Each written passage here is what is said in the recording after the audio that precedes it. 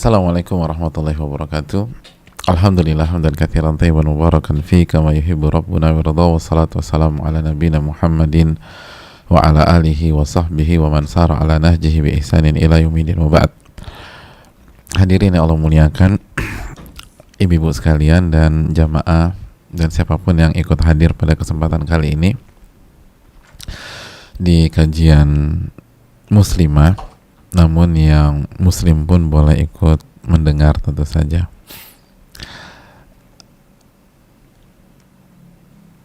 Bahkan yang bukan muslimah pun juga boleh mendengar dan boleh menyaksikan, dan semoga mendapatkan hidayah dari Allah Subhanahu wa Ta'ala.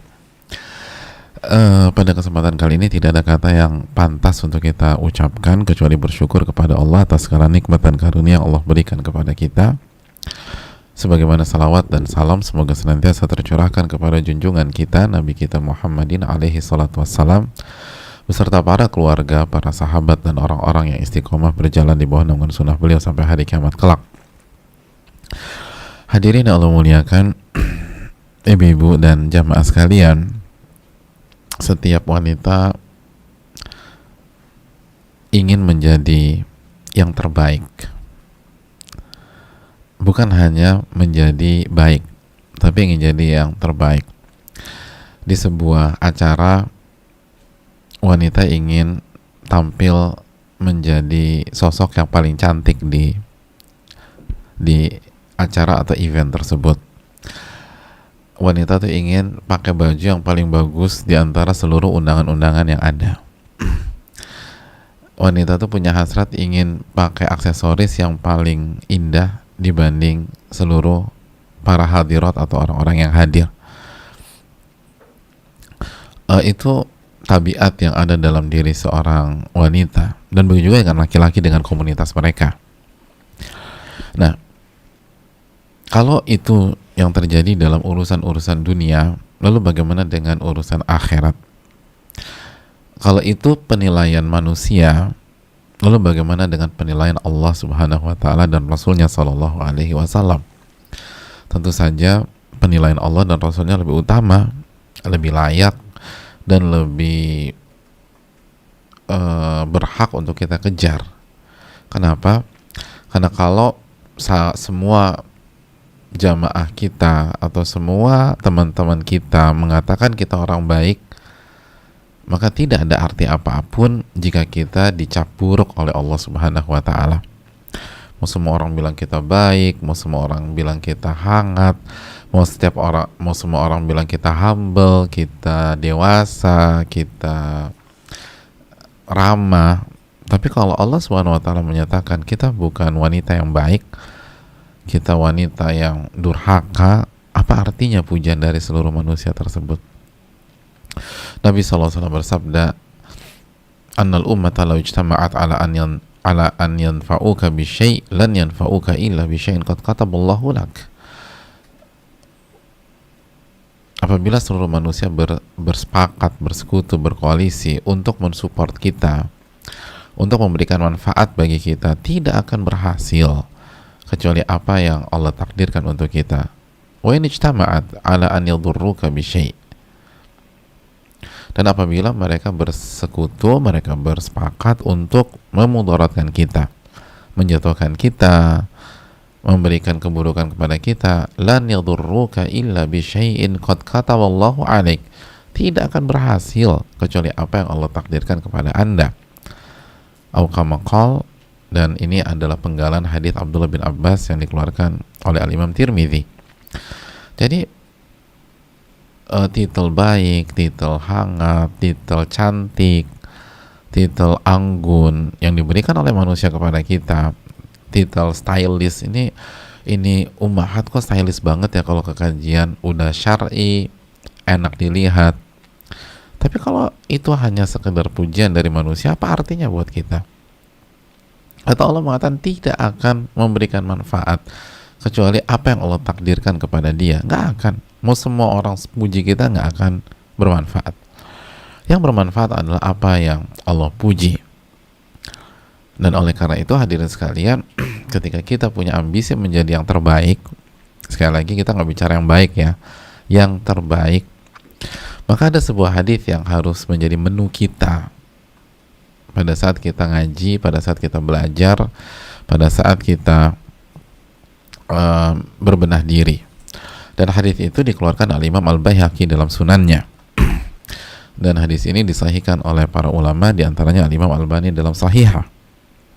Hadis ini dari Abi Udzainah As-Sadafi, dari Abi Udzainah As-Sadafi, Abi Hamzah Dzal Ya Nun dan Ta marbutah, Udzainah As-Sadafi.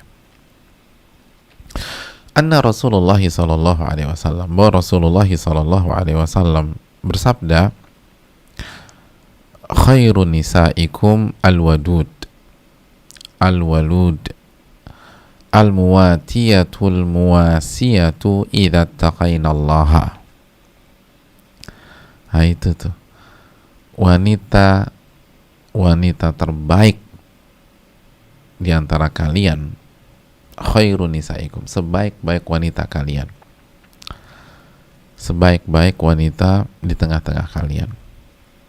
Ini udah the bestnya wanita, udah yang terbaik. Siapa mereka? Mari kita catat sifat-sifatnya. Yang pertama al-wadud, al-wadud. Yang kedua yang pertama al-wadud ya, al-wadud. Yang kedua al-walud. Yang ketiga al-muwatiyah, al-muwatiyatu, al-muwatiyatu. Yang keempat al-muwasiyatu, al-wadud, al-walud, al-muwatiyatu, dan al-muwasiyatu.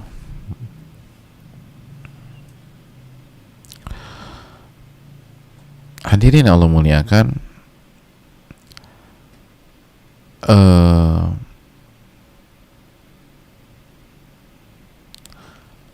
itu orang atau itu wanita-wanita yang terbaik.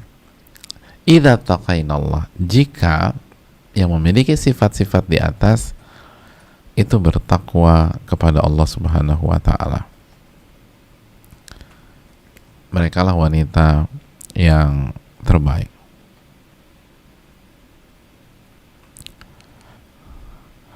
Ya. Kita berhentikan sampai penggalan di sini. Hadisnya masih ada kelanjutannya. Nanti kita lanjutkan. Kita berhenti dulu sampai di sini.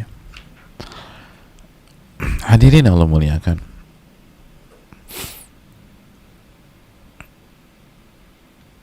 Yang pertama, apa tadi yang pertama jemaah? Yang pertama al-wadud. Apa arti al-wadud hadirin? Ibu-ibu udah catat belum nih? Al-wadud.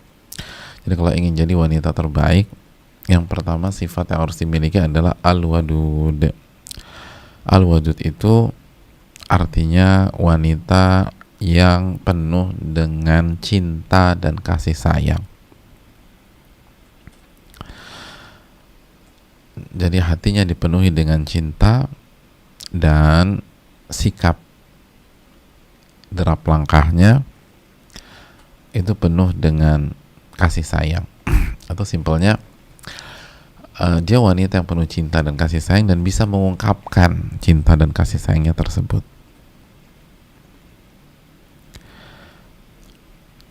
Sekali lagi catat baik-baik, ini wanita terbaik loh. Sifatnya pertama, hatinya penuh dengan cinta, penuh dengan kasih sayang, dan dia bisa mengungkapkan dengan kata-kata, bisa mengungkapkan dengan sikap, dengan gestur, dengan cara bicara. Lalu kata para ulama, wa ahaqqun nasi bidzalika zauj, dan pihak atau sosok yang paling berhak mendapatkan cintanya wanita tersebut adalah suaminya. Jadi wa ahaqqun nasi bidzalika zauj, suaminya. antuhsina tawadduda ilai. Terus apa yang harus dilakukan wanita tersebut?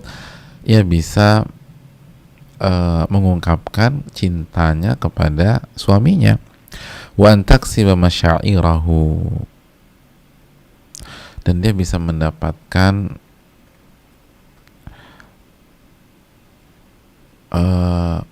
hati dari suaminya tersebut.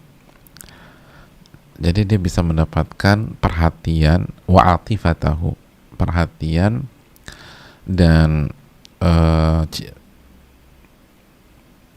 kasih sayang dan cinta suaminya, bi kalimatihal latifah. Kok bisa dapat perhatian suaminya, dapat kasih sayang suaminya? Karena kalimat-kalimatnya yang lembut, kata para ulama. Wa alfadhihal adaba, dan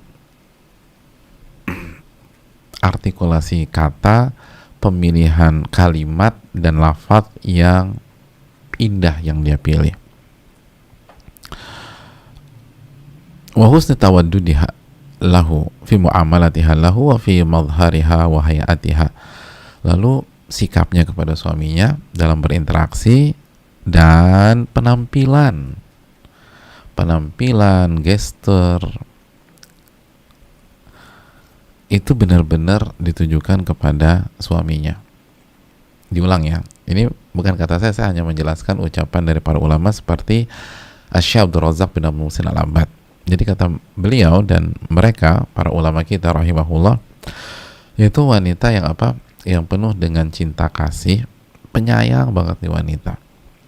Dan dia bisa mengungkapkan cintanya, kasih sayangnya kepada siapa? Kepada semuanya. Tetapi yang terpenting, yang paling berhak dapetin itu adalah suaminya.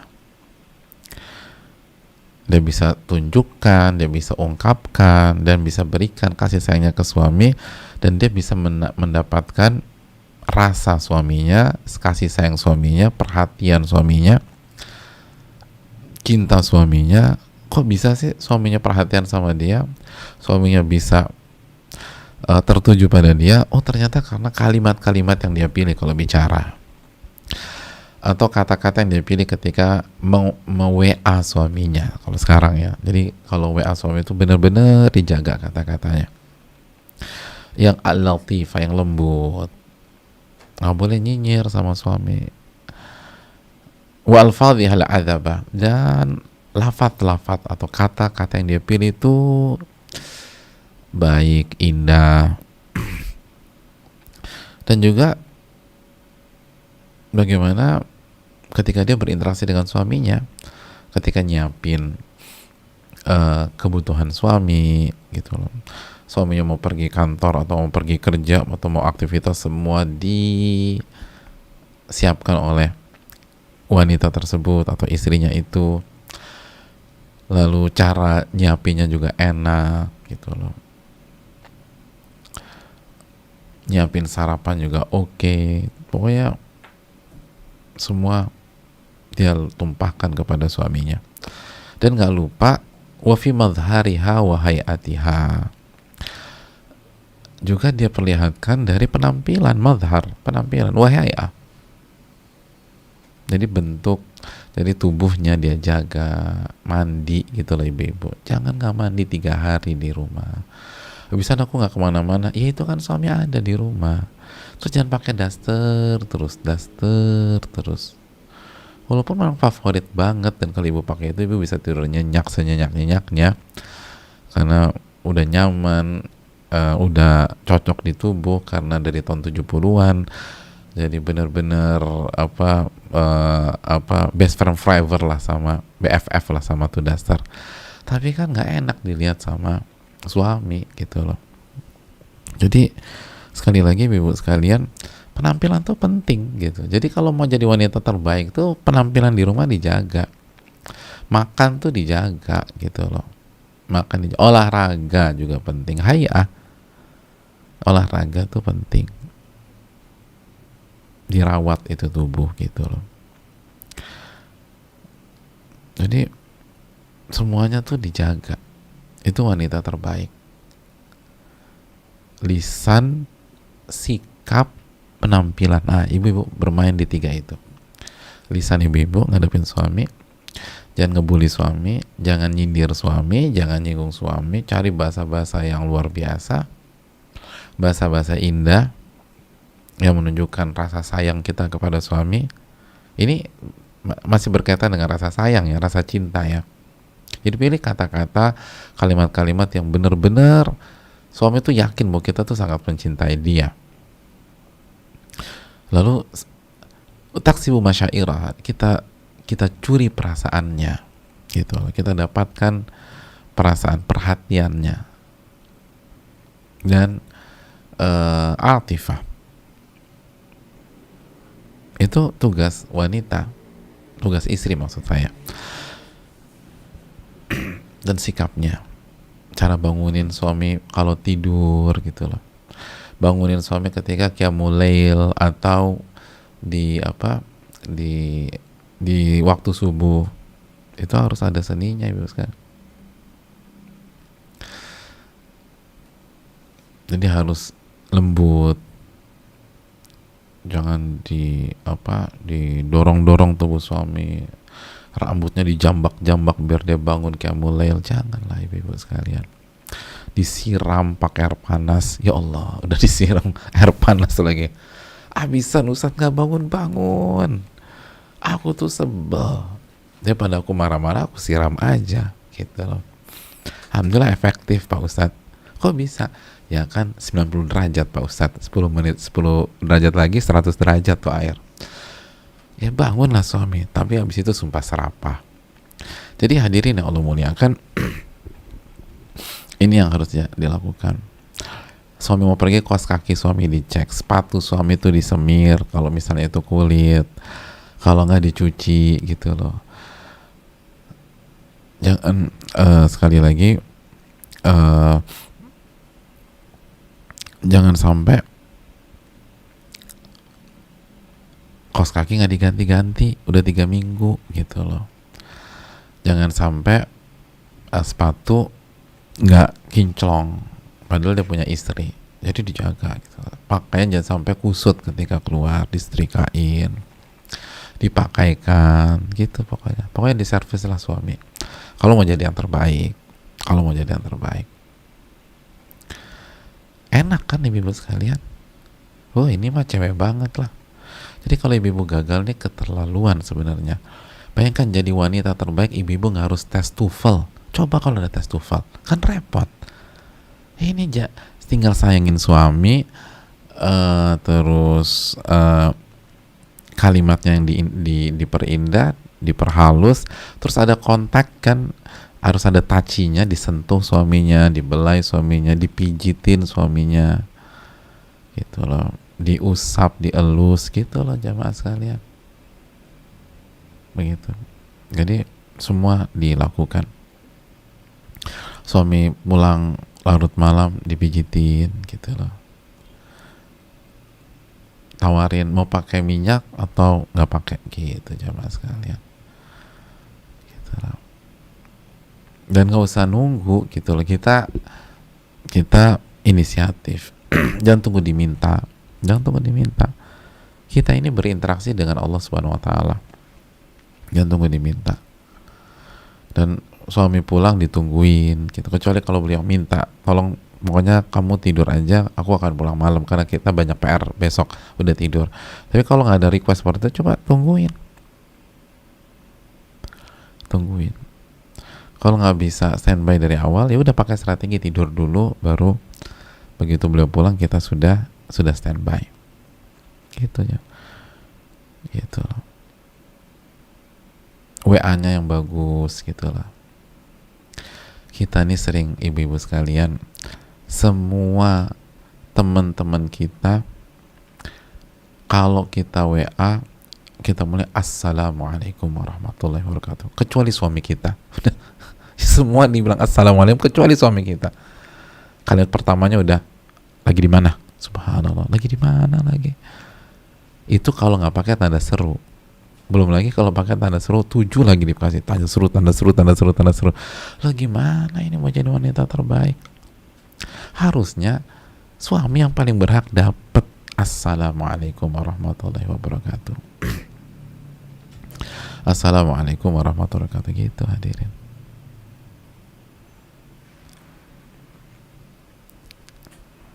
Dan pertanyaan, kalau suami belum pulang larut malam, pertanyaan setelah assalamualaikum, kalimat keduanya jangan ada di mana, mau dibuatin apa ketika pulang, gitu. Itu tuh kita harus tahu. Ini sebagian istri lagi di mana, atau kok nggak pulang-pulang. Ya emang suami kita bang toyib apa? Kadang saya juga agak bingung. Jangan pakai mazhabnya bang toyib, jamaah sekalian. Jadi pasti capek deh mau request sesuatu nggak, gitu. Jadi jangan kenapa nggak pulang-pulang, tanda tanyanya 4, tanda serunya 5, nggak bagus itu. Tunjukkan kasih sayang, kan. Kalau misalnya kan gini, harusnya orang yang sayang tuh kalau terpisah itu akan menimbulkan rasa apa? Rasa kangen kan, rasa rindu kan. Ya udah, ungkapkan. Kalau suami pulang malam tuh rasa kangen dan rasa rindu. Kenapa rasa marah yang keluar?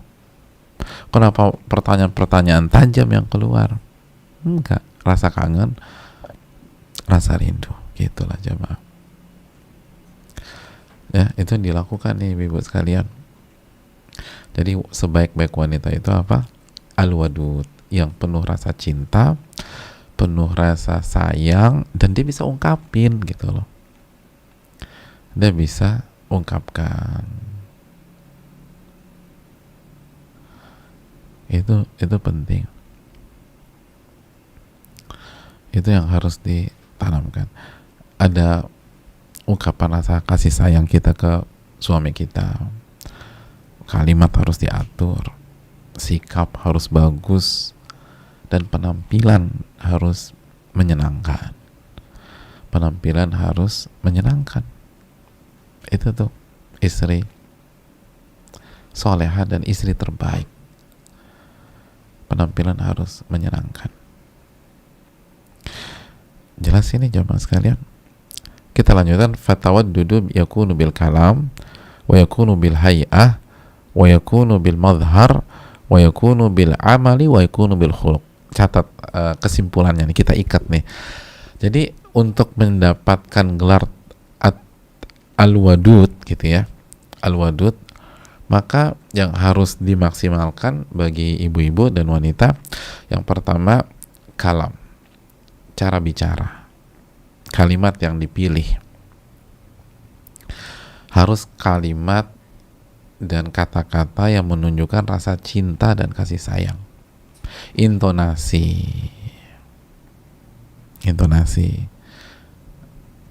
volume suara, gitu loh, volume suara. Oke, itu yang pertama. Kalam, ucapan, kalimat, dan pembicaraan. Jangan marah-marah sama suami, jangan ngebentak, jangan suara tinggi, jangan nyindir, jangan nyinyir, dan seterusnya. Yang kedua, wa yakunu bil hay'ah,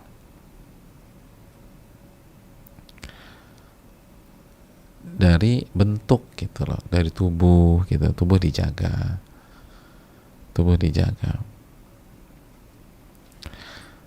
gitu jemaah sekalian. Apalagi kalau kita tahu suami kita suka dengan bagian tubuh kita yang tertentu, itu dijaga. Misalnya, suamiku tuh suka banget sama bentuk jempol kakiku loh, itu dijaga jempol kakinya, misalnya, gitu loh. Pokoknya nyenengin suami lah, itu dijaga bentuk tubuhnya. Wa yakunu bil madhar, dari penampilannya juga dijaga. Penampilan di rumah, ketika keluar rumah juga, apa yang membuat suami senang, selama tidak menyelisih syariat, lakukan itu. Pokoknya suami suka apa, lakukan. Aku nggak suka deh kamu kalau pakai di rumah tuh baju yang warna apa, warna biru gitu loh. Kenapa? Karena biru tuh terlalu ngejreng gitu loh. Jadi kamu suka yang warna apa, Beb? Aku suka orange. Wah, aku gimana sih? Biru terlalu ngejreng kamu jadi ke orange. Udah nggak usah didebat. Oh, jadi suka orange. Iya. Menurut aku orange tuh warna yang kalem.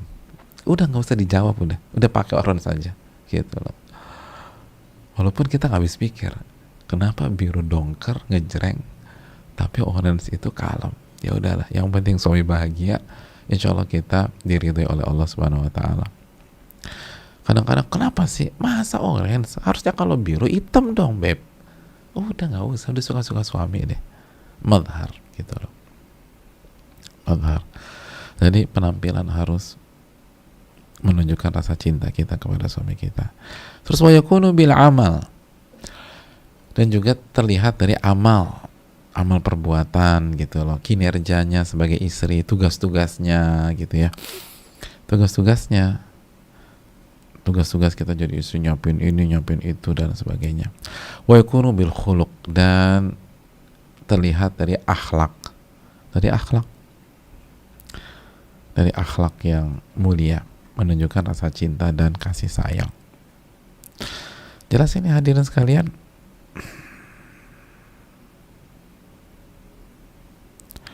Ya, kita lanjutkan. Itu yang pertama. Ingat, bagi yang merasa, aduh kayaknya aku bisa nih masuk jadi istri yang terbaik, aku tuh kayaknya ada bakat-bakat kayak gitu, dipertahankan, diasah lebih maksimal lagi gitu lah. Kalau bagi ibu-ibu yang merasa, aduh kok semuanya nggak ada di aku ya, udah kalimat aku kasar sama suami, tajam lagi, suka ngetawain, suka nyindir, suka nyinyir, terus juga penampilan juga suka-suka aku gitu loh. Justru aku tuntut suamiku terima aku apa adanya gitu loh.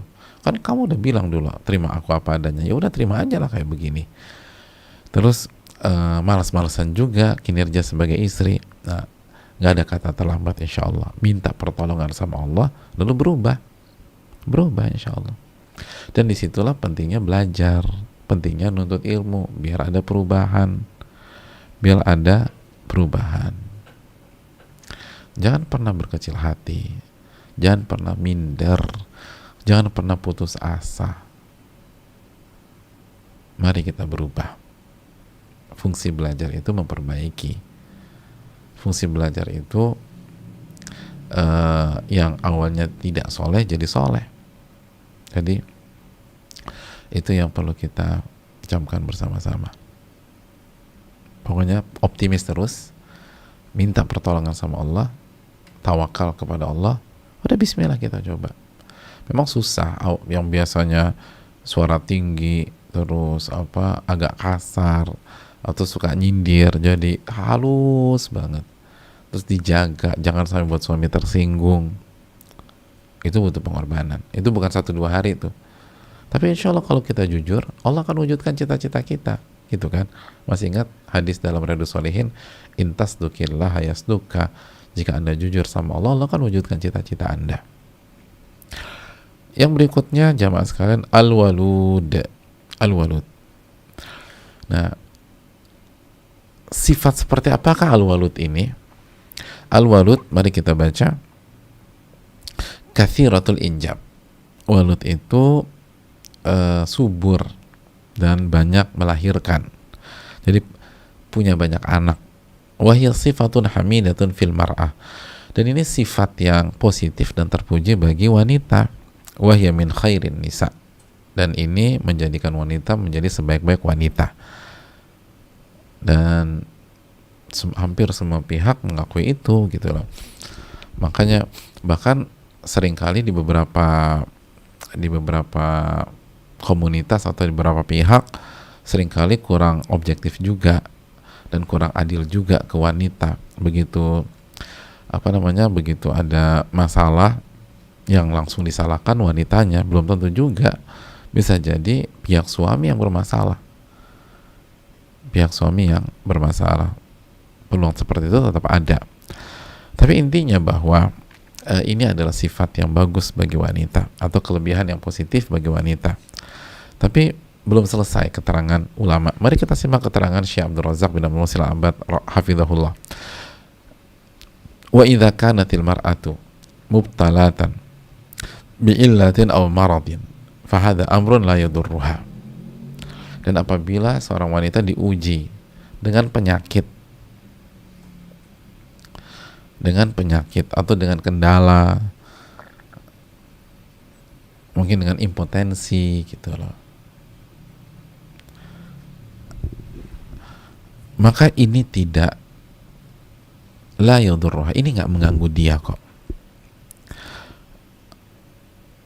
Ini tidak membuat peluangnya menjadi wanita terbaik itu hilang atau sirna. Masya Allah para ulama ya. Jadi nggak usah minder nih yang belum punya anak atau yang tidak punya anak dan hampir dipastikan nggak akan punya anak. Jangan minder, jangan sedih. Kalau seorang wanita diuji dengan sakit atau ada kendala sehingga dia tidak bisa melahirkan, atau ada yang belum punya anak tapi rahimnya udah diangkat, la yadurruha, itu tidak mengganggu dia, li'annahu laisa amran qassarat fihi aw sa'at hiya fil ikhlali bihi. Karena kalau faktornya ini, itu bukan karena kelalaian si wanita itu, bukan karena kelalaian, dan bukan disengaja untuk tidak mau punya anak. Fala yuhasibuhallahu ala dhalik, maka Allah tidak akan menghisapnya pada hari kiamat. Allah nggak akan menghisap. Wala yadurruha dhalik, dan tidak akan merugikan dan mengganggu dia. Wala yatanafa dhalika ma'salahiha, dan tidak menghilangkan atau mengurangi kesolehan dan kebaikan wanita itu. Jadi tidak akan mengganggu dan menghilangkan atau mengurangi kualitas kesolehan wanita tersebut. Adapun in kanat hiya waludan walakinnaha tamna'ul aulada wa taqta'ul injaba wa tas'a fi qat'ihi fahadha fihi dararun 'alaiha. Adapun apabila dia adalah wanita yang Allah berikan kesuburan, jadi dia adalah wanita yang Allah berikan kesuburan, tapi dianya yang tidak mau anak-anak, dia cegah, dia nggak mau hamil, bahkan dia putus itu kelahiran, dan dia berusaha menggugurkan atau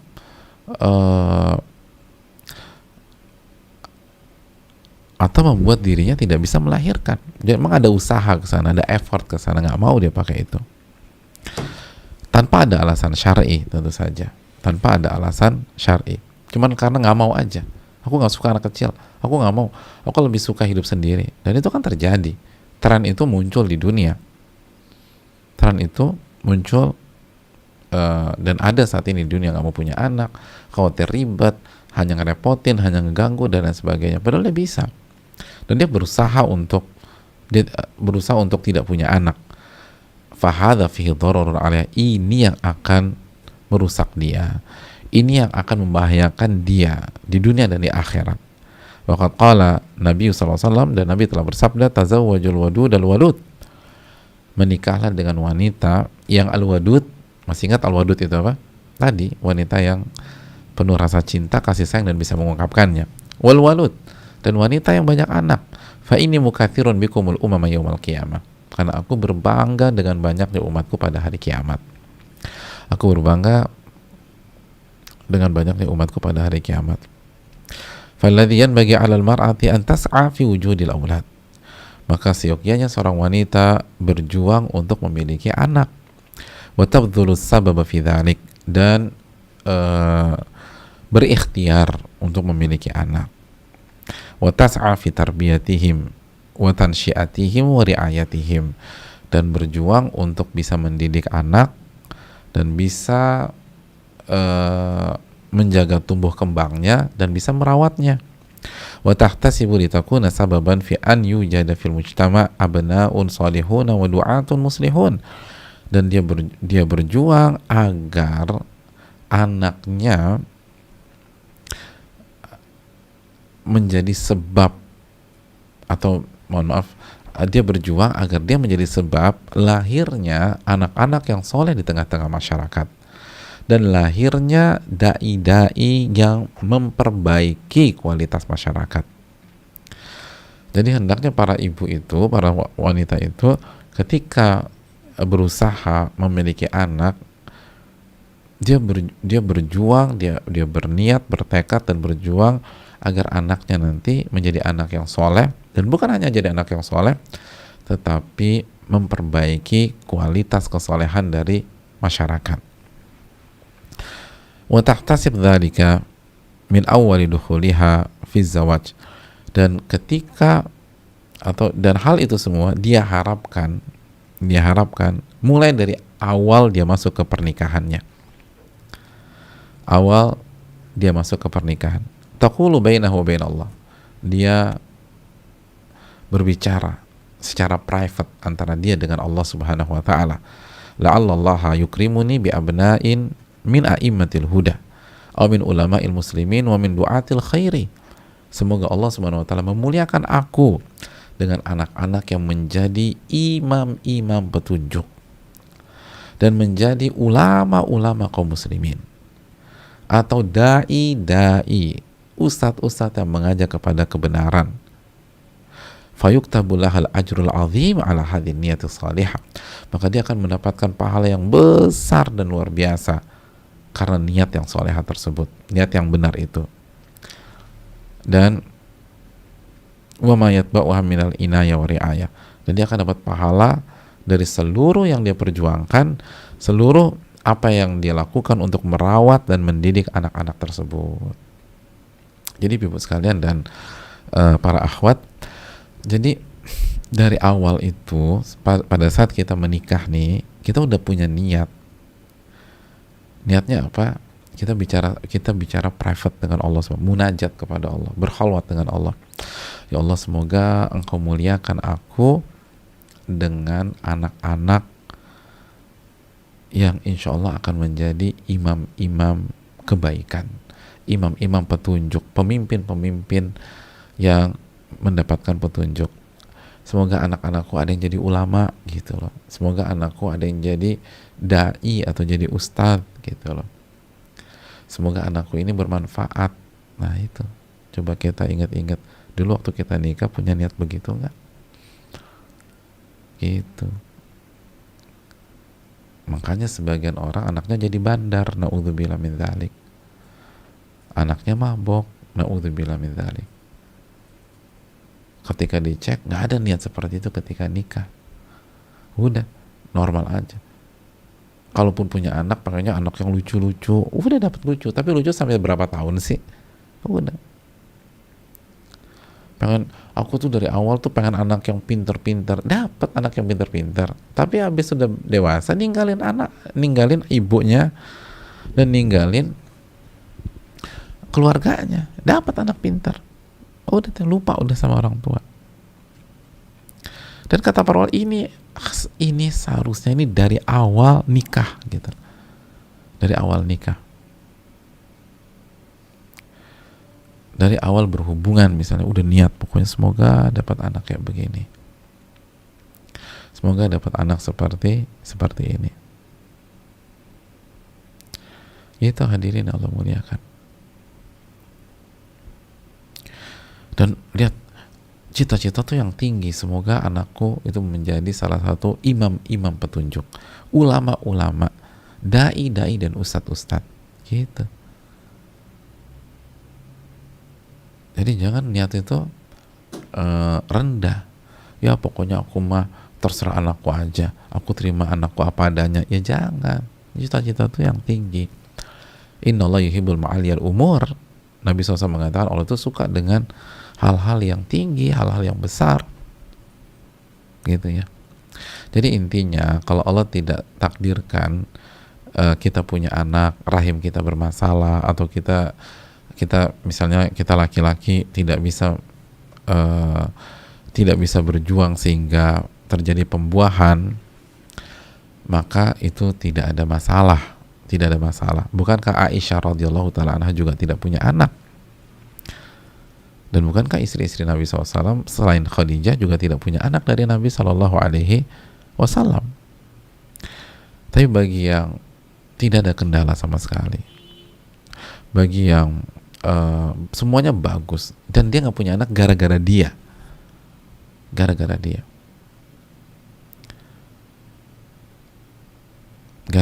dia nggak mau. Beda kalau bukan karena kita, bisa jadi kita bagus, pasangan kita nggak bagus, atau kita bagus dan pasangan kita nggak ada masalah, pasangan kita nggak ada masalah, tapi nggak cocok aja gitu loh. Akhirnya kan ada macam-macam ya teori ya, dan saya nggak mau bicara panjang lebar karena ini bukan fak dan ekspertis saya. Tapi intinya bisa jadi couple itu suami istri nggak ada masalah, tapi begitu prosesnya ada kendala, itu sangat mungkin terjadi. Kali itu nggak ada masalah. Yang ada masalah faktor yang membuat dia nggak punya anak gara-gara perbuatannya sendiri. Dia nggak mau, dia berusaha, dan lain sebagainya. Itu yang memupus kesempatan dia menjadi wanita terbaik, bahkan wanita baik bisa jadi. Gitu. Karena Nabi bangga banget nih. Bayangkan Nabi katakan, karena aku berbangga dengan banyaknya umatku pada hari kiamat. Aku senang loh kalau umatku banyak. Masa kita nggak ingin buat Nabi bangga, jamaah? Mau buat Nabi bangga pakai apa lagi gitu lah. Kalau kita pikir-pikir, pakai tahajud, ya aduh, tahajud kita pas-pasan.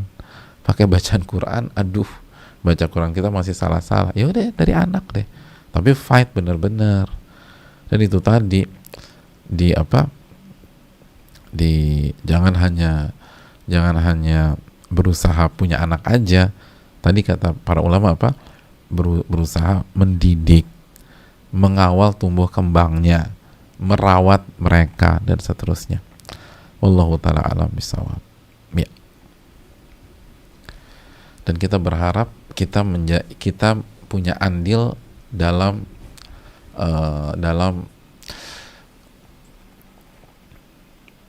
melahirkan anggota-anggota masyarakat yang soleh-soleh dan yang memperbaiki gitu. Semoga anakku ini bisa memperbaiki masyarakat gitu, jemaah sekalian. Dan itu dari awal pernikahan. Begitu, Masya Allah.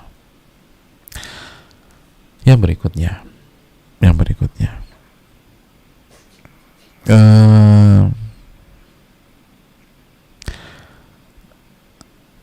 Al-Muwatiyah.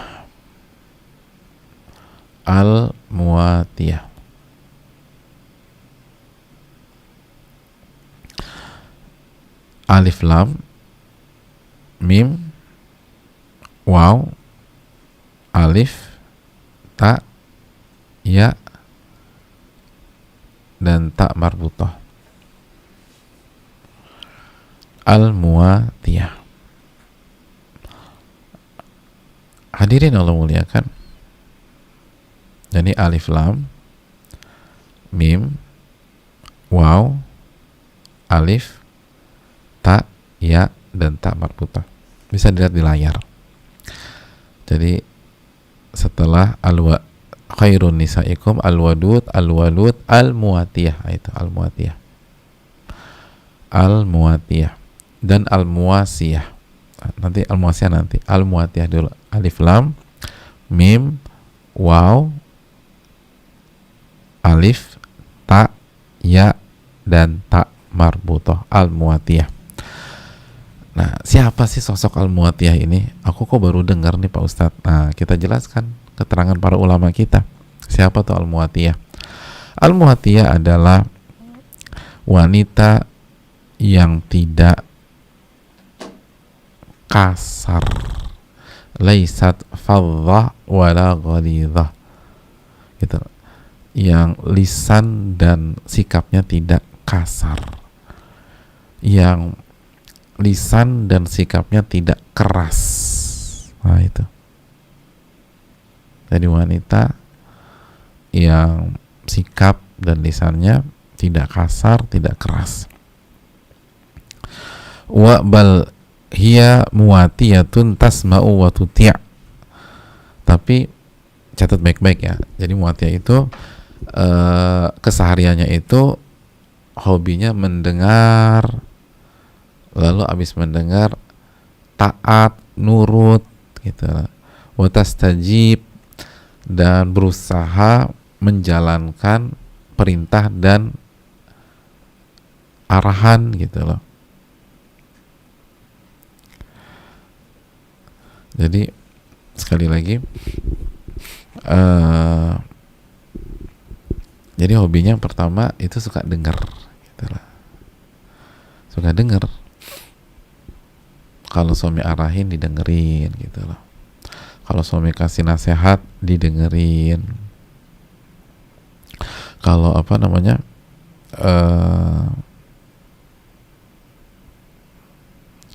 suami cerita tuh didengerin, suami cerita. Pokoknya suami bicara tuh didengerin sama dia, didengerin aja gitu loh. Jadi hadirin Allah muliakan, hobinya tuh ngedengerin. Kalau ngobrol atau cerita jadi pendengar yang baik. Kalau itu arahan, itu perintah, itu nasihat, didengarkan dengan seksama. Hadirin Allah muliakan,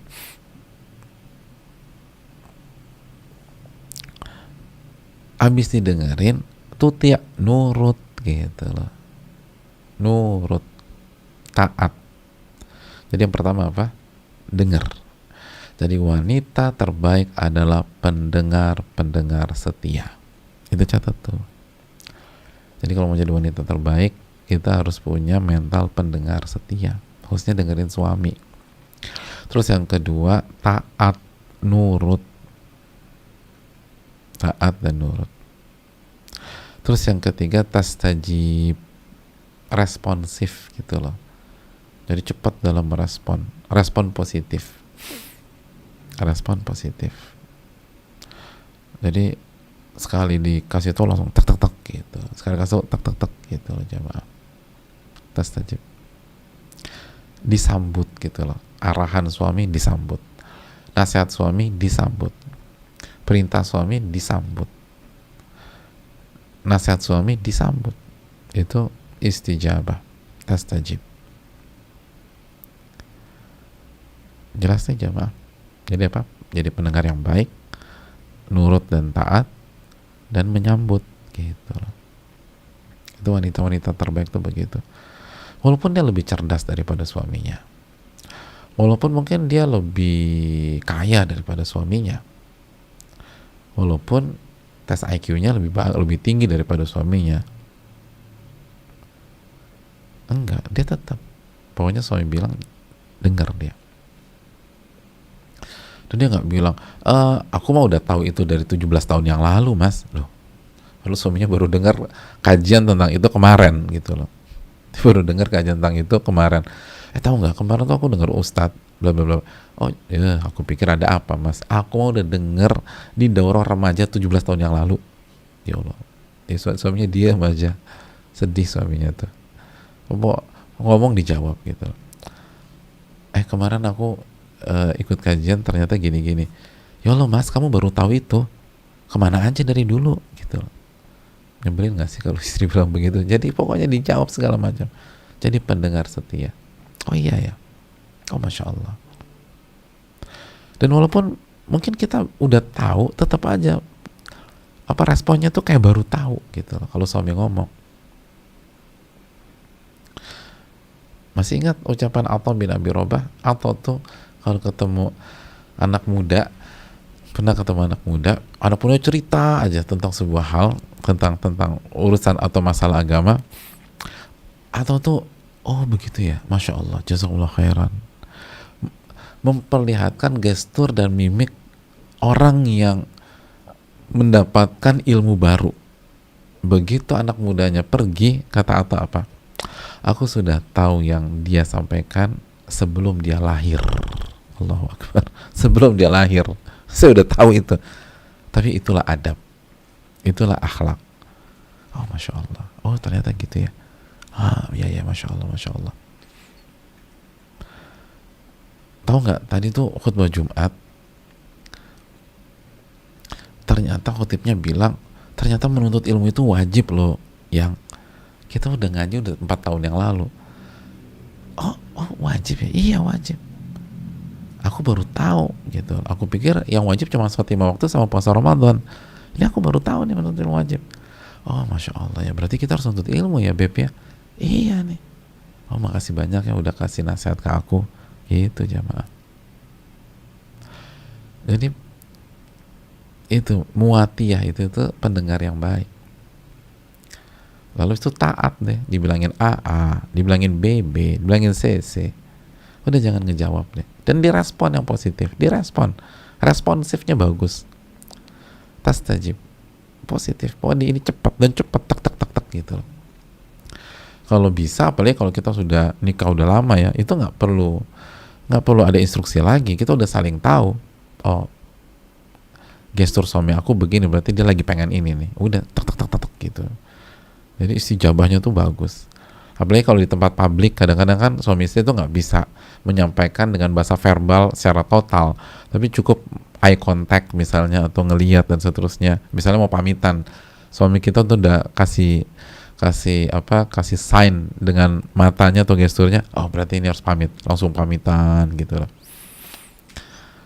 Kita lagi pamitan, suami kita udah kasih sign lagi, oh ini berarti pamitannya kelamaan. Kadang-kadang kan ibu-ibu kan pamitnya jam berapa, keluar gedungnya jam berapa, kan gitu nggak jelas gitu. Pamitnya dari jam 7:30 baru keluar ke parkiran jam 9:15. Subhanallah. Itu udah suami udah sebelah. Jadi jangan sampai suami pokoknya lihat, oh ini udah nyaman, langsung pulang gitu lah. Langsung pulang. Tapi belum semuanya, udah pamitan di grup aja nanti, udah pulang. Kalau semuanya repot, di grup tuh ada 200 orang. Ini baru orang yang ke-7 gitu loh. Jadi masih banyak lagi orang yang ada. Udah nggak usah nanti suami udah nggak nyaman tuh. Udah kita pulang. Itu istijabah, muatiyah. Nah itu kalau mau jadi wanita terbaik itu cepat. Oh suami mau ini, suami mau itu. Gitu jamaah sekalian.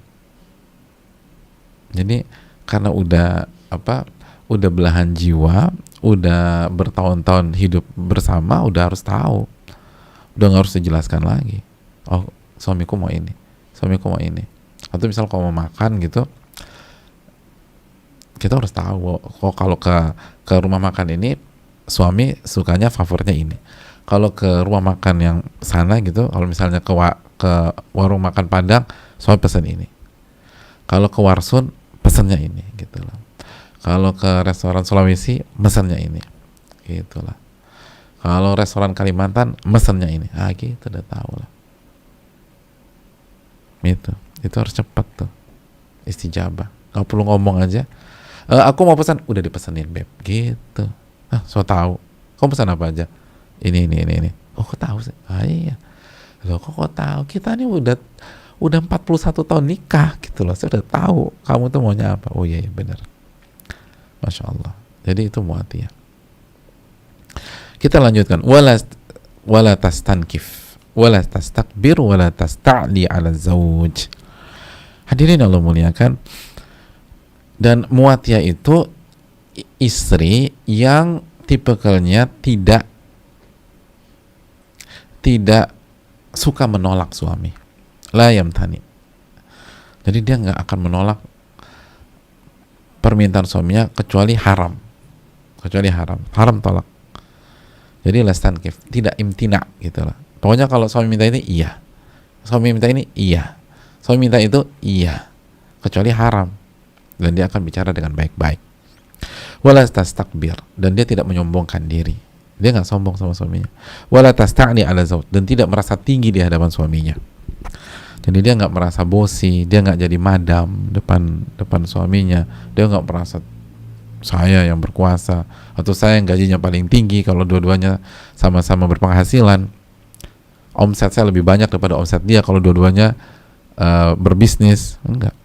Wala yakunu minha nusyuz wa au ta'ali, dan tidak ada kedurhakaan dan tidak ada kesombongan.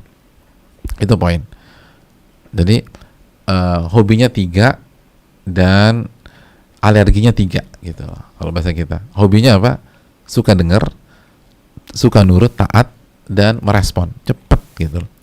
Alergi apa? Dia alergi untuk menolak suami. Dia nggak akan nolak. Dan khususnya hubungan intim, jangan pernah menolak hubungan intim. Dan malaikat melaknat itu secara khusus dosa besar. Penekanan masa ini.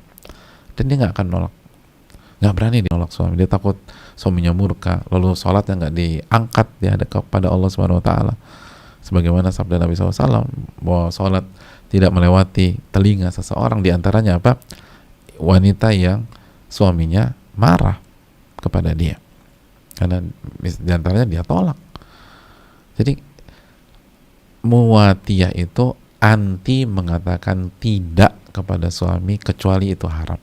Dia nggak mau, mengatakan tidak atau jangan segala macam, enggak, kecuali itu haram. Selama itu nggak haram, iya udah, iya dan iya. Secara umum demikian. Dia boleh memberikan saran, dia boleh mengarahkan, tapi dia tahu seninya, dia tahu cara bicara, dan dia iakan dulu. Oke. Tapi baru boleh kasih masukan, enggak. Alangkah lebih indah lagi kalau begini, tapi itu bola di tangan kamu pemimpin aku mah tinggal ikut aja. Kamu bilang eksekusi, aku eksekusi. Tapi benar nggak sih kalau kita pertimbangkan opsi lain? Kan enak kalau ngomong demikian ya. Pokoknya beb, kamu bilang aku suruh terjun, aku terjun dah, gitu loh. Hanya saja kayaknya ada opsi lain yang bisa kamu pertimbangkan juga, tapi ini terserah kamu. Kalau kamu lebih nyaman ini, aku mah ikut inilah. Jadi bahasa-bahasa seperti itu yang digunakan. Itu jadi dia alergi mengatakan tidak kepada suaminya, lalu dia alergi menyombongkan diri di hadapan suaminya. Lalu yang ketiga, dia tidak meninggikan diri. Walaupun mungkin gelarnya lebih tinggi. Suaminya S1, dia profesor misalnya, atau dia S3 atau dia S2, tetap aja, saya istri, saya nggak boleh meninggikan diri. Apalagi nggak punya bargain position, apalagi nggak punya posisi tawar, ya masa dia tinggalkan diri di hadapan suami? Secara pendidikan suaminya lebih unggul, secara cerdas suaminya lebih unggul, secara ini suaminya lebih unggul. Apa alasan dia melakukan hal tersebut? Dia punya semuanya aja, suaminya di bawah, itu aja. Kalau dia ingin jadi wanita terbaik, dia nggak boleh pakai cara seperti itu. Itu yang perlu kita camkan bersama-sama. Al-muatiyah, jelas ya. Hobinya apa ya? 3, pendengar sejati, pendengar setia, nurut, dan responsibel. Responnya oke. Terus dia alergi mengatakan tidak, sombong, dan meninggikan diri. Yang berikutnya al-muwasiyah. Coba kita lihat lagi di layar al-muwasiyah. Alif lam mim waw alif sin ya dan ta marbutah. Al-muwasiyah. Siapakah al-muwasiyah ini? Al-muwasiyah itu jamaah sekalian adalah wanita yang hobinya membantu suaminya dalam kebaikan. Hobinya ngebantu suami. Tuwasi zaujaha wa taqifu ila janbi. Jadi dia senang membantu suaminya dan selalu berusaha berdiri di sisi suaminya, di samping suaminya, khususnya dalam masalah, dalam ujian dan seterusnya. Orang-orang pada ninggalin suaminya, dia akan katakan, aku berdiri di sampingmu, gitu. Aku berdiri di sampingmu, kamu gak usah khawatir, aku selalu ada di sisimu, gitu. Bi'idnillahi ta'ala. Gitu. Istri itu begitu. Semua mengecam suaminya, aku berdiri di hadapan suamiku. Suaminya bangkrut, gak ada duit segala macam, dia tetap berdiri di hadapan, atau dia tetap berdiri di samping suaminya. Tapi aku udah gak punya uang, atau kamu di rumah mamamu aja dulu ya, karena aku nggak punya apa-apa nih. Enggak, kita hadapi bareng-bareng. Itu al-muwasiyah. Wa takunu aunan lahu 'alal khair. Dia senantiasa berusaha ngebantu suaminya di atas kebaikan dan ketaatan kepada Allah. Suaminya dihadapkan transaksi haram, semua nge-push suaminya untuk sign, untuk tanda tangan, untuk mengiyakan. Goyah suaminya. Karena ini bukan bukan 6 digit, bukan 7 digit, bukan 8 digit lagi, ini 9 digit, mungkin 10 digit. Goyang suaminya. Terus saya bilang, jangan tanda tangan. Ya, jangan.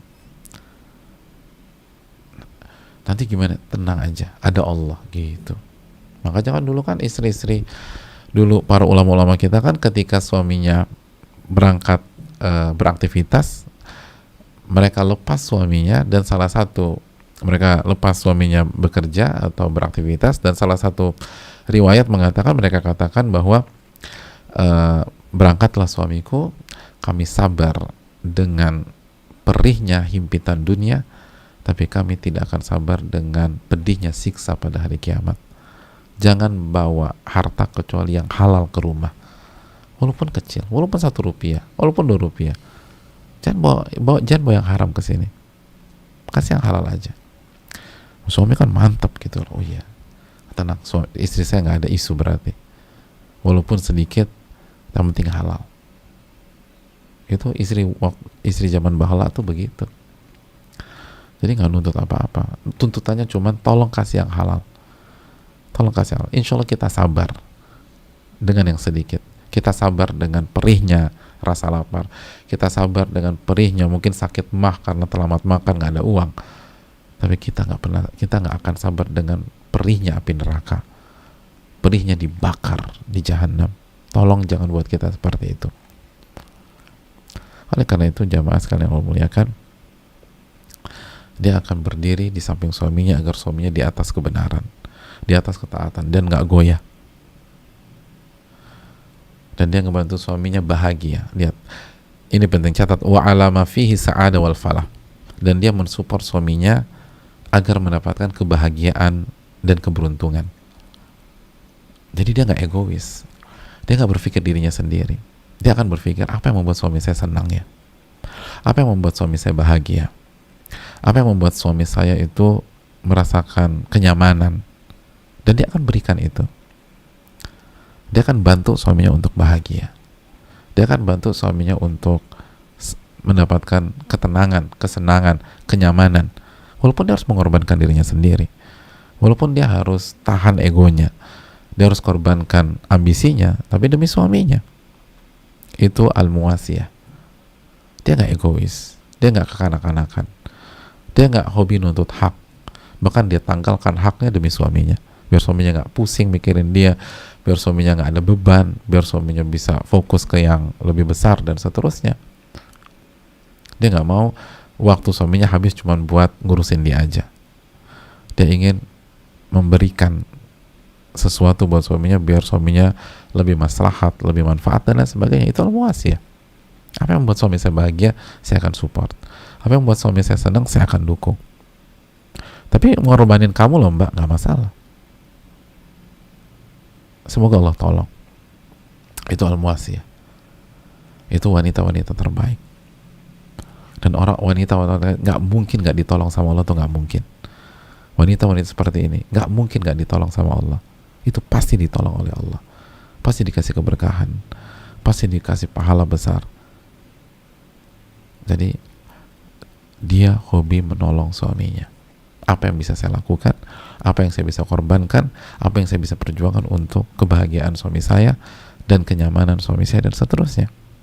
Dan Allah nggak akan zalim kok. Alam semesta ini punya Allah, ada yang punya. Ketika Allah lihat kita berkorban, Allah akan berikan. Kan wasbir, sabarlah, fa innallaha la yudhi'u ajral muhsinin. Allah nggak akan sia-siakan ganjaran orang-orang yang berbuat baik, kan begitu. Jadi Allah pasti akan ganti. Tapi begitulah wanita terbaik. Wanita terbaik tidak berpikir hak, tapi berpikir kewajiban. Dan bukan hanya sebatas kewajiban, dia berpikir apa yang bisa membuat suaminya bahagia, apa yang bisa membuat suaminya bahagia. Dan dia yakin Allah pasti akan mengganti. Allah berfirman sekali lagi dalam surat Hud ayat 115, wasbir fa innallaha la yudhi'u ajral muhsinin. Dan bersabarlah, maka Allah tidak akan menyia-nyiakan ganjaran orang-orang yang berbuat baik. Lalu ditutup dengan sebuah penutupan yang sangat indah. Idza taqainallah, jika wanita itu bertakwa kepada Allah. Jika wanita tersebut bertakwa kepada Allah. Artinya apa? Artinya sifat-sifat di atas. Al-wadud, al-walud, al-muwatiyah, al-muwasiyah tidak akan bermanfaat, tidak akan mengangkat derajat seorang wanita jika orientasinya hanya dunia, jika orientasinya hanya cinta kepada suami sebatas cinta wanita kepada laki-laki.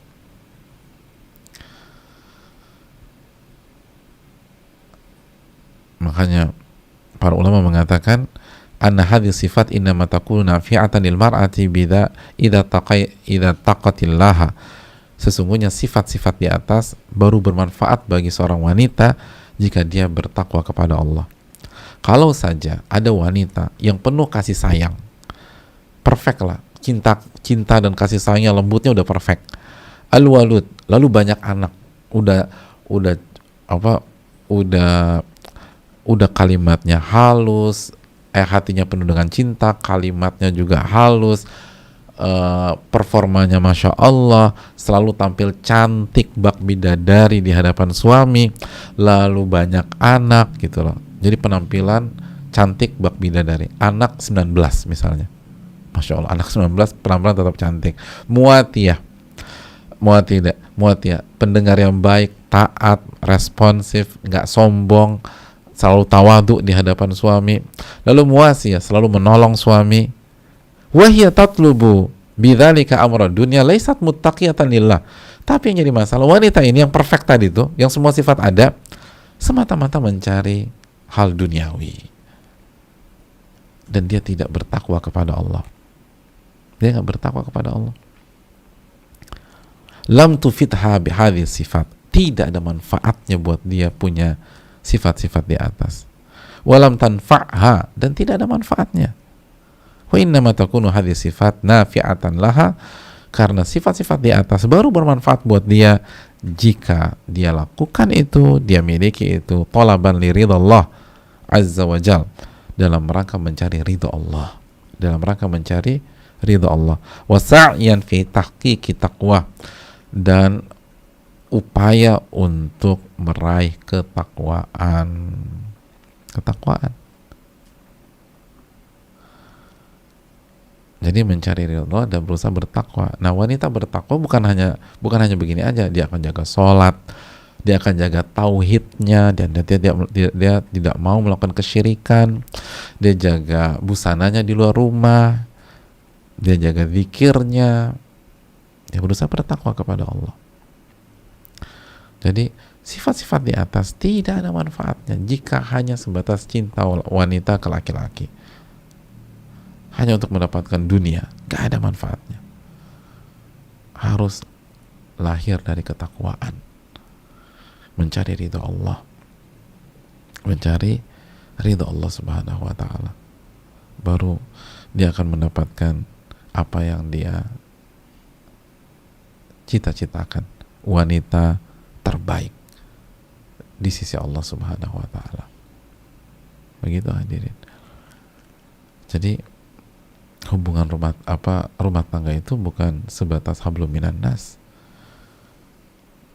Kita itu lakukan semuanya taqarruban, mendekatkan diri kepada Allah, mencari ridha Allah, dan untuk mewujudkan ketakwaan kita. Dan ini tentang kita dengan Allah. Sekali lagi, ini tentang kita dengan Allah. Makanya wanita terbaik itu nggak peduli direspon positif atau negatif oleh suaminya. Dia udah lakukan semuanya, tapi suaminya tetap dingin, tetap kaku, tetap nggak romantis, tetap aja dia main di level tersebut. Karena sekali lagi ini tentang dia dengan Allah. Tujuannya adalah mencari ridho Allah, bukan mencari ridho suami semata. Betul, dia mencari ridho suami karena Allah ridho kepada dia jika suaminya ridho kepada dia. Unzuri aina anti minhu, lihatlah bagaimana suamimu menyikapimu, atau lihatlah suamimu dalam menilaimu, karena suamimu surga atau nerakamu. Tapi hanya sebatas cinta wanita ke laki-laki, tidak.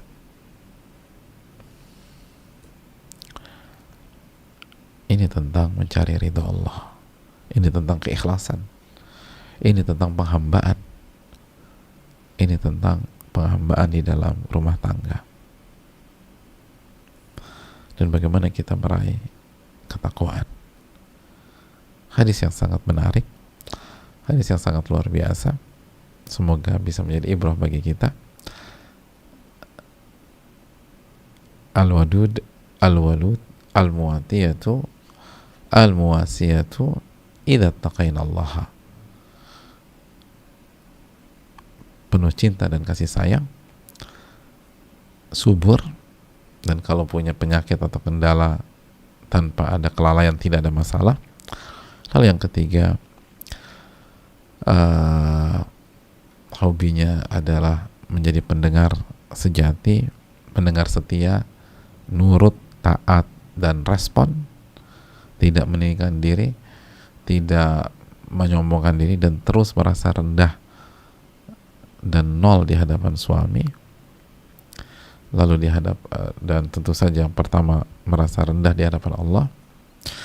Lalu dia lalu muasiyah, hobinya menolong suaminya, dan semua itu dilakukan dalam rangka takwa kepada Allah.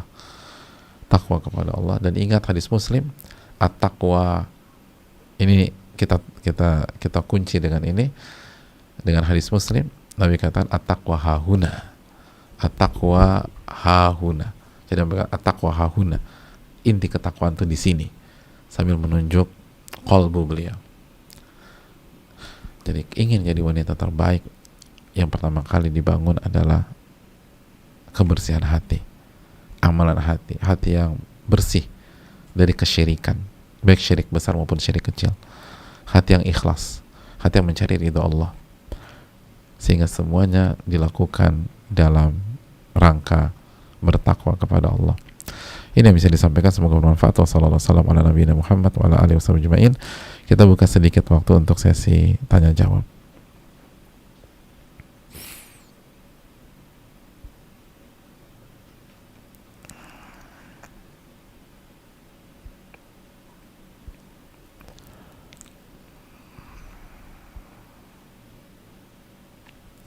Assalamualaikum. Waalaikumsalam. Afwan, Ana ada pertanyaan. Apakah boleh Ana masih sering ingat kesalahan suami Ana setahun yang lalu? Suami pernah mencoba selingkuh. Ana masih sakit kalau mengingatnya, karena kalau pada saat itu Ana tidak marah, suami malah mau meneruskan hubungan yang serius dengan wanita itu. Ya, terima kasih atas pertanyaannya. Hadirin Allah muliakan, tujuan kita itu, atau perintah Allah kepada kita, bukan mengingat kesalahan orang. Perintah Allah kepada kita adalah memperbanyak zikrullah, mengingat Allah, bukan mengingat kesalahan orang, bukan mengingat kesalahan suami, bukan mengingat kesalahan istri, bukan mengingat kesalahan pasangan, tapi mengingat keindahan nama-nama dan sifat-sifat Allah dan kita. Alladzina yadhkuruna Allaha qiyaman wa qu'udan wa ala junubihim. Itu orang-orang yang senantiasa mengingat Allah dalam kondisi berdiri, dalam kondisi duduk, dan dalam kondisi berbaring. Jadi nggak ada perintah mengingat kesalahan pasangan. Akhirnya karena kita mengingat kesalahan pasangan, kita jadi sakit hati. Itulah ucapan Ibnul Aun, kata beliau, zikrun nasida, nginget manusia itu, nginget makhluk, dan kesalahan makhluk itu hanya jadi penyakit. Nah itu hanya jadi penyakit. Jadi kalau kita pengen penyakit ya udah banyak-banyak ingat aja deh. Kalau kita ingin sembuh, kita ingin sehat, kita ingin tenang, perbanyak ingat Allah Subhanahu wa taala. Wallahu taala bisawab. Jadi tutup buku aja, udah tutup.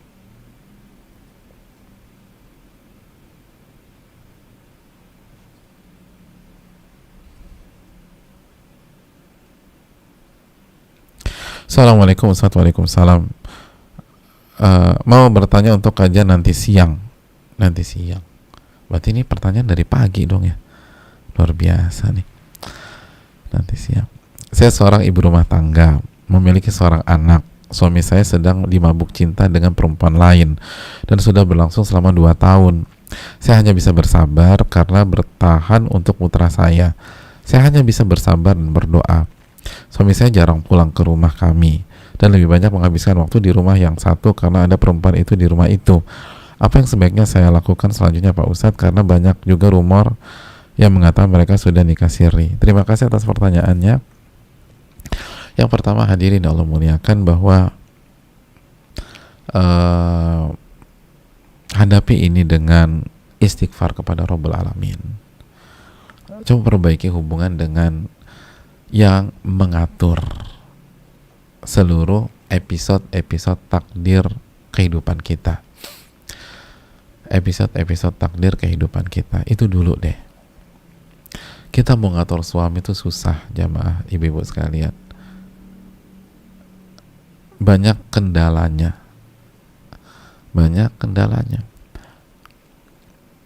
Kita jangankan ngatur suami, mau bicara sama suami, banyak ibu-ibu kesulitan. Ustadz, aku tuh pengen banget bicara serius tentang hal-hal serius dengan suami, tapi suami diajak ngomong serius tidur lah, main gadget lah, ngajak bercanda lah, nggak pernah bisa bicara serius, tuh kan? Tapi pertanyaannya, bisa nggak doa serius atau bermunajat kepada Allah, berkholat kepada Allah? Pernah nggak Allah bilang nggak punya waktu dengan kita? Nggak pernah. Tapi kenapa kita menyanyiakan hal itu?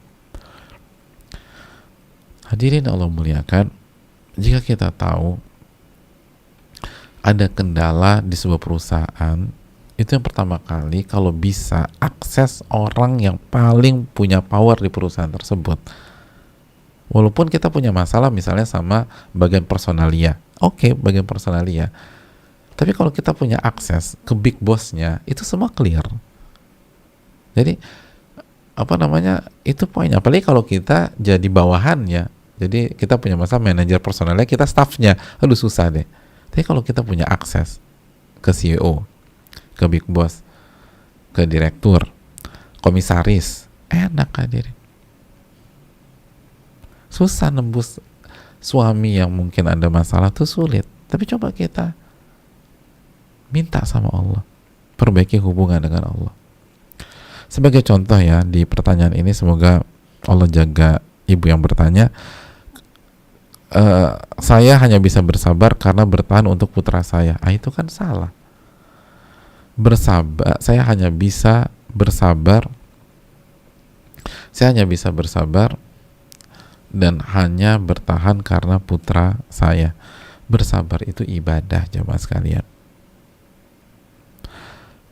Dan persembahkan kepada Allah Subhanahu wa taala. Kita bersabar itu bukan untuk anak, bukan untuk buah hati. Kita bersabar karena perintah Allah Subhanahu wa taala. Makanya kan Allah berfirman dalam surat An-Nahl ayat 127, wasbir wa ma sabruka illa billah, dan bersabarlah wa ma sabruka illa billah, dan tidaklah kesabaranmu kecuali dengan pertolongan Allah Subhanahu wa taala.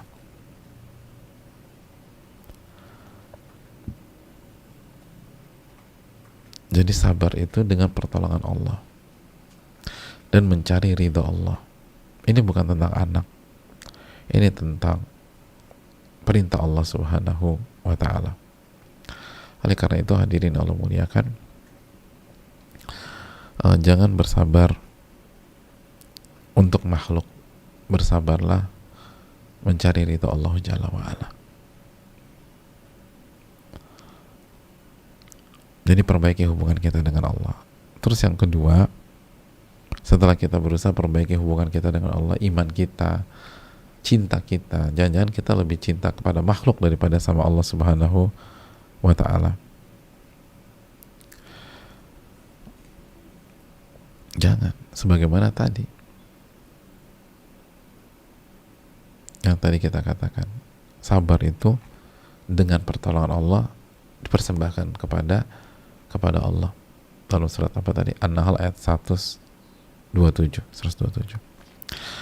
Ya, 127. Berikutnya jemaah sekalian, setelah kita perbaiki hubungan dengan Allah, baru coba kita bangun komunikasi dengan suami. Bangun komunikasi dengan suami dan bicara baik-baik. Dan apa saran Allah Subhanahu wa ta'ala kepada istri kalau ingin berdiskusi dengan suami yang berpotensi zalim sama dia? Tanggalkan hak kita untuk sementara waktu. Mengalah dulu. Sebagaimana yang Allah firmankan dalam surat An-Nisa ayat 128. Wa ini mura'atun khafat min ba'liha nusyuzan aw i'rada fala junaha 'alaihima an yusliha bainahuma sulha wa sulhu khair. Dan bagi wanita yang khawatir suaminya itu zalim atau berpaling dari dia, maka tidak ada masalah jika mereka duduk bersama-sama berbicara dan si istri itu untuk sementara waktu melepas haknya sampai kondisi benar-benar kondusif. Kok enak banget sih Ustadz, dia yang zalim, kita yang suruh ngalah. Loh, dalam kehidupan itu yang disuruh ngalah itu yang dewasa atau yang kekanak-kanakan? Ibu-ibu punya anak, yang paling tua sama yang paling kecil berantem, nah harus ada yang ngalah. Ibu-ibu suruh ngalah yang mana? Yang paling tua atau yang paling bungsu, yang paling kecil? Kaidahnya kita minta yang paling tua ngalah. Kenapa? Karena yang lebih matang, yang lebih dewasa. Nah, Allah minta istri ngalah untuk sementara waktu. Berarti ini merendahkan wanita atau mengangkat derajat wanita? Mengangkat derajat wanita. Itu tadi. Jadi itu yang perlu kita camkan. Coba bicara baik-baik dan rubah diri kita. Bisa jadi ada faktor kita kurang dalam melaksanakan tugas-tugas kita. Evaluasi diri, perbaiki. Ingat sabda Nabi SAW, tu'addunal haqqal ladzi 'alaikum wa tas'aluna Allah ladzi lakum. Kalian tunaikan kewajiban kalian kepada orang tersebut dan kalian minta hak kalian kepada Allah Subhanahu wa ta'ala. Wallahu ta'ala bisawab. Kita lanjutkan.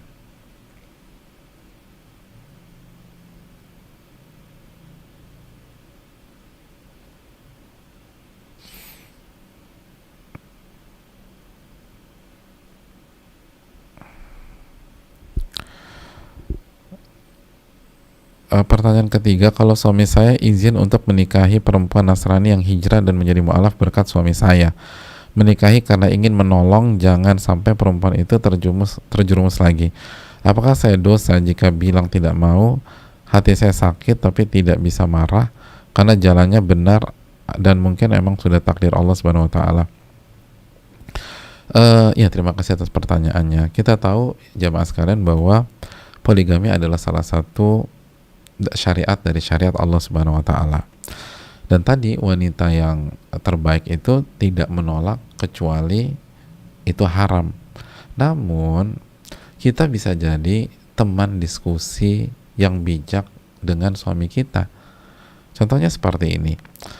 Artinya suami kita ingin menikahi dengan alasan ingin menolong. Menikah lagi dengan alasan ingin menolong itu boleh dalam Islam, tapi sebagian ahli ilmu mengatakan itu bukan alasan yang ideal. Kenapa demikian? Karena Allah akan uji klaim kita tersebut. Wa nablu akhbarakum, surat Muhammad ayat 31.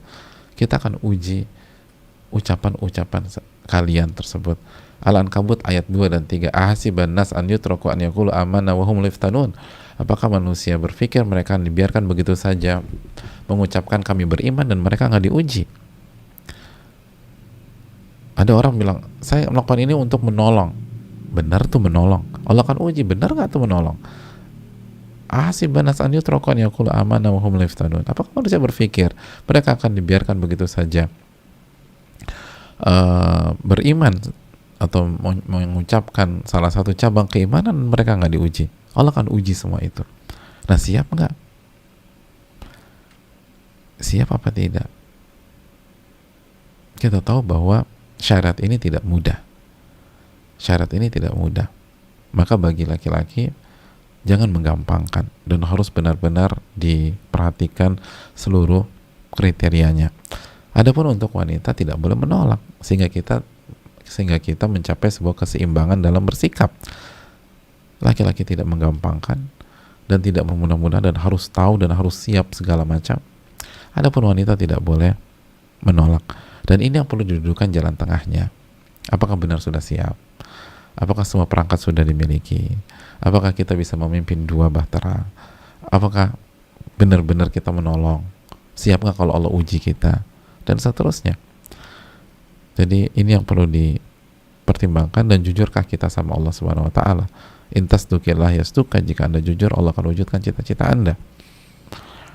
Jadi ini yang perlu dilakukan oleh istri untuk mengingatkan suaminya jika dia mengetahui hal tersebut. Semua senjata sudah siap atau belum? Semua persiapan sudah matang atau belum? Karena kalau belum matang lalu melangkah ke arah sana, itu bisa menjadi kuburan dalam rumah tangga kita. Nasallahu alaihi wasallam.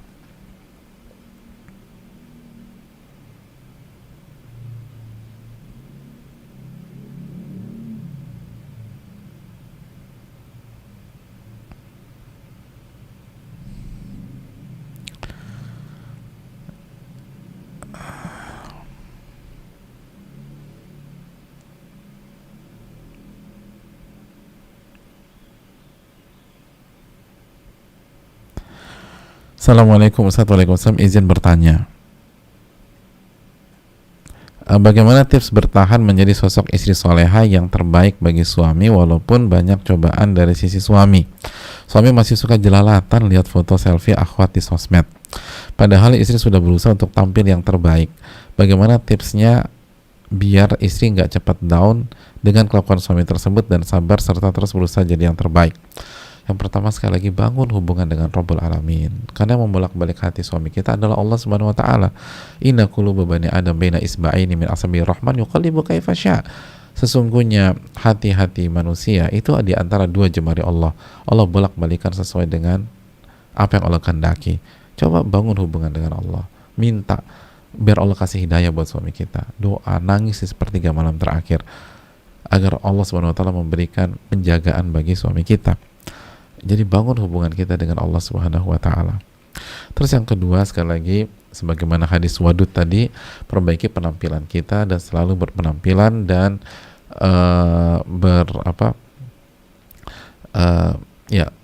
menjaga tubuh dan penampilan terbaik buat suami kita. Terus yang berikutnya, suami kita kalau bisa ngaji juga gitu loh. Kalau sudah ngaji, berarti yang harus dikuatkan adalah pengamalannya. Karena kondisi begini nggak bisa kecuali dengan muraqabatullah, merasa diawasi oleh Allah Subhanahu wa taala. Tauhidnya harus kuat, kalau nggak sulit sekali, apalagi media seperti sekarang ini. Jadi banyak doa. Lalu jika suami belum ngaji, kenalkan dia dengan Allah Subhanahu wa taala dengan cara yang baik. Dan kalau sudah ngaji, maka penekanannya adalah mengamalkan ilmu yang sudah dipelajari. Wallahu ta'ala a'lam bishawab.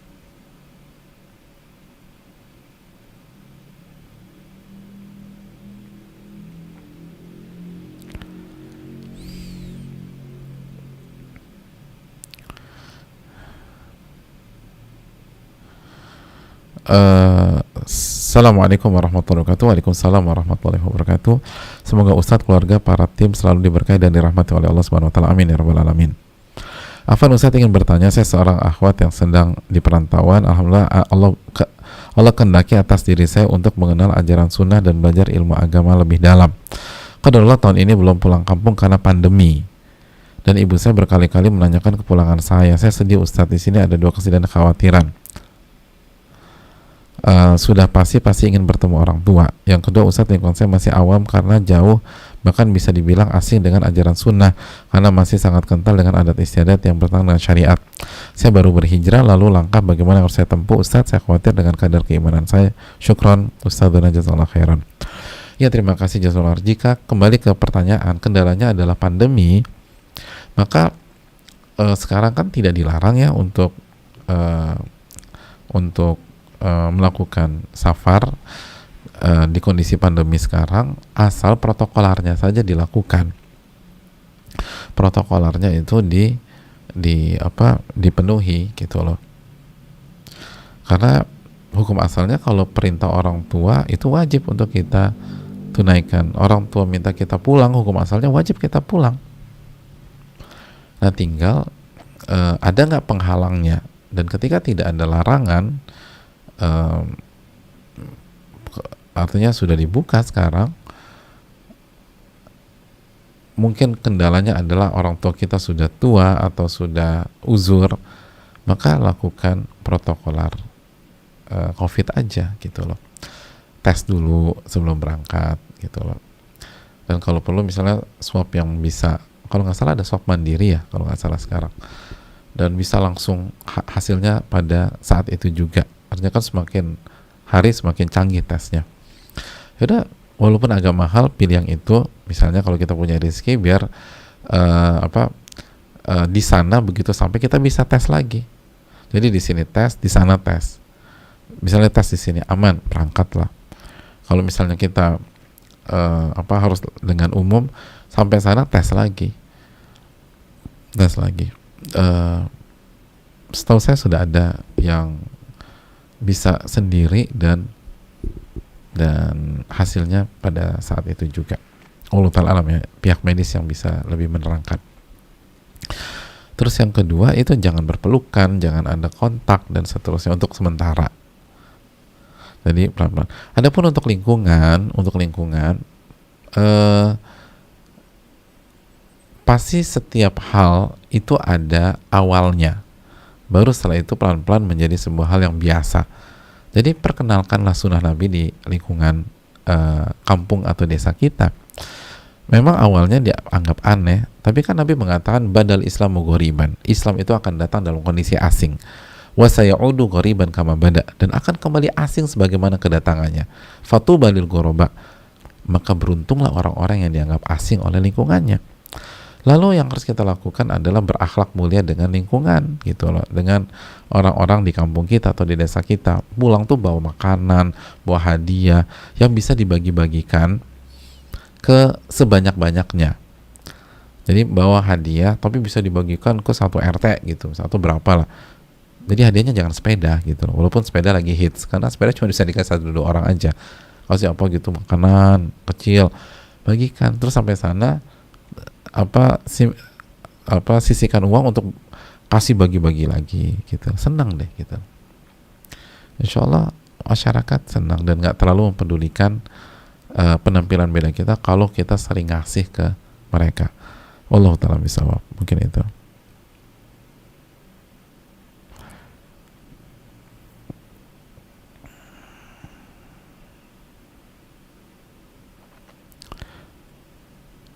Iya. Saya rasa cukup sampai di sini. Sudah jam 2.20. Terima kasih banyak atas atensi dan perhatian jemaah sekalian. Semoga bermanfaat, dan yang sedikit ini dan penuh kekurangan ini semoga bermanfaat bagi kita semua, khususnya bagi ibu-ibu, bagi wanita, atau apabila ada laki-laki, ada ikhwan, ada bapak-bapak yang menyaksikan, bisa bermanfaat buat istri mereka atau anak-anak perempuan mereka, dan untuk seluruh kaum muslimat. Semoga kita bisa jadi wanita yang terbaik dan memperbaiki kinerja kita dan performa kita sebagai wanita dan istri, dan semoga Allah menerima amal ibadah kita, memberikan kita ilmu yang bermanfaat dan bisa mengamalkan apa yang disampaikan dan apa yang dipelajari pada kesempatan kali ini. Subhanakallahumma wa bihamdika asyhadu an la ilaha illa anta astaghfiruka wa atubu ilaik. Assalamualaikum warahmatullahi wabarakatuh.